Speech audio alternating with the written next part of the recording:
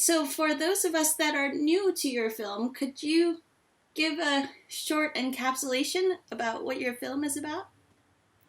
My film is about this strange phenomenon of breatharianism. I researched, is this true? What is true about it? But it's really, in the end, not about eating or not eating.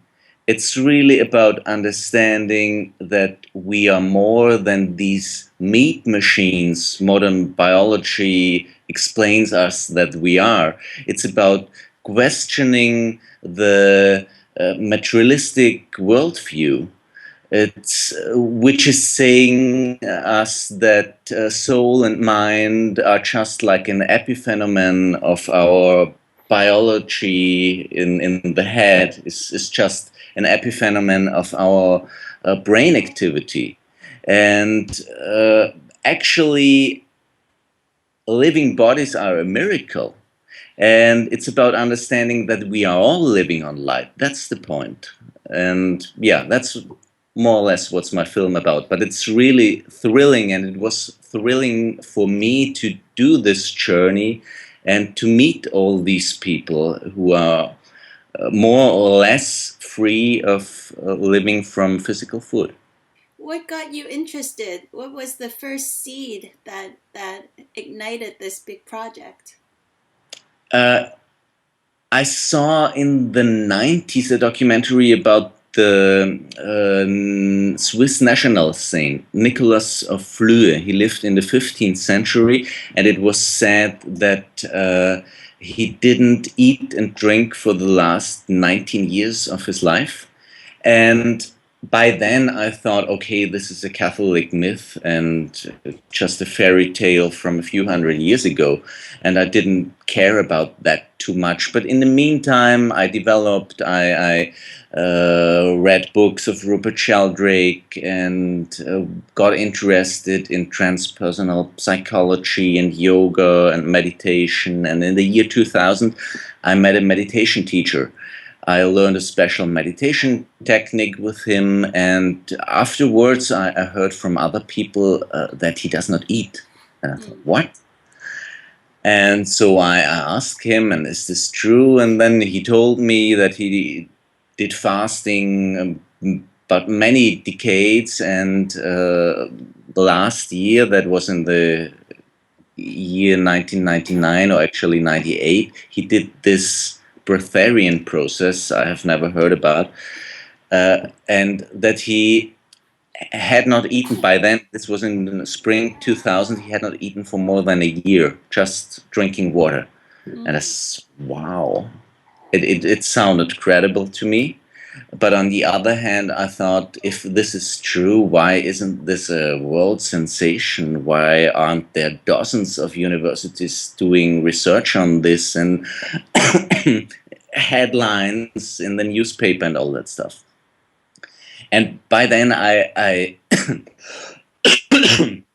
have never heard about Jess Moheen, and I did not know that she already has been on the media and she was ridiculed and all that stuff. But this personal encounter was for me the start for doing private research first. And I saw that this strange phenomenon is known all over the world. It's not only known in the Christian tradition, with Catholic saints, and not only in this esoteric circles with Chas Moheen. It's known in India, in China. They have this tradition of bigu. It's known for thousands of years, and they already did skeptical inquiries, and they locked these bigu masters in wooden cells to see if they still live after 1 year. You have this written all in the old Chinese scriptures, and I saw that there are also modern day studies with people like Prahlad or Hiraratan Manik. And on the other hand, of course, you have thousands of people starving, and you have classical medicine showing good arguments why this cannot work, because you need to put fuel in the human body, and Mm. this has to be burned and all that stuff. So it needed about 5 years of doing this private research where I saw that on the internet and in books I can prove myself anything. I can prove myself black and white. I can prove myself right and wrong. So this was for me the reason why I wanted to start doing my own research. I wanted to get first-hand information, and you know, I'm a journalist. I studied at the Film Academy, and this was in the year 2005, where these first HDV cameras came out, and I bought a new equipment for 10,000 euro and said, okay, I will go now to whatever place it takes, and I want to go. I go to India, Russia, China, wherever, and wherever I hear there is a person who makes claims. Whenever I hear there is an experiment, I want to go there and look what's about it. Is this credible? Is this not credible? And the project got bigger and bigger over the years. And I got a producer and I got funds, and at first all people were saying, what do you want with this crazy esoteric nonsense? Nobody will look at that.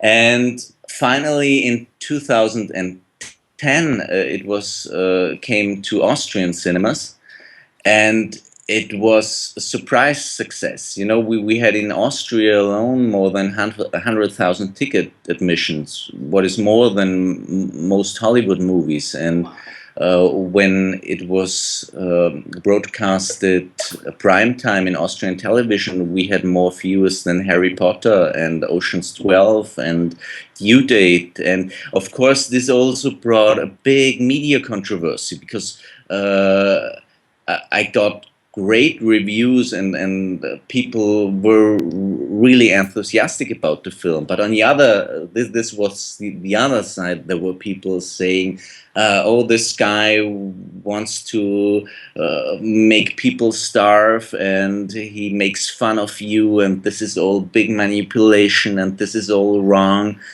And what I can say is that my film is truthful. You know, of course, it's only 90 minutes and there's missing a lot, but I have 200 hours of films, and the rest of what is not in the film is not all saying that's wrong. On the contrary, you know, all the backstory that I will hopefully share in at the Pranic Festival shows that there is something to it. And this picture that we are these meat machines that have to be fueled is an outdated philosophy of nature coming back from the 17th and the 18th century. There are actually peer-reviewed studies showing that we are all living on light.